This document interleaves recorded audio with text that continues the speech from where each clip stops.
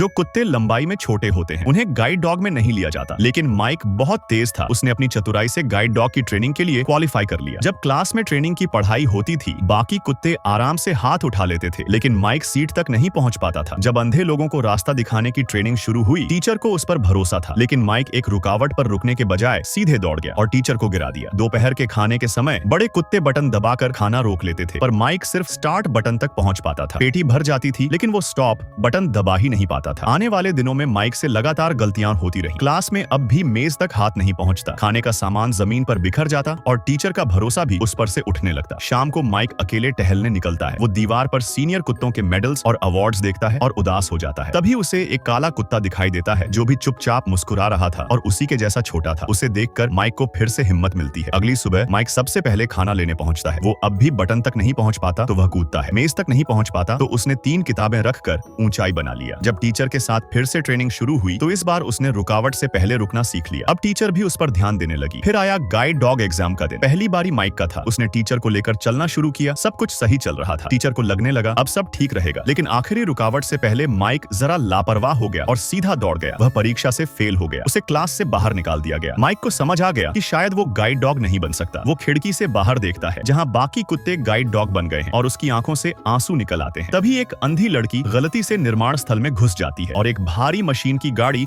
उसकी ओर बढ़ रही होती है। माइक तुरंत दौड़ता है। वो छोटा होता है, इसलिए वह आसानी से गेट की संकरी जगह से निकल जाती है, जो बड़े कुत्ते नहीं कर सकते थे। वो दौड़कर उस लड़की के पास जाता है, उसके बैग को पकड़कर उसे लकड़ी के संकरे पुल से पार करवाकर सुरक्षित बाहर निकालता है। ये पूरी घटना टीचर ने देख ली और प्रिंसिपल को भी माइक की बहादुरी की खबर मिली। वे माइक से बहुत प्रभावित हुए और आखिरकार उसे गाइड डॉग बनने की अनुमति मिल गई।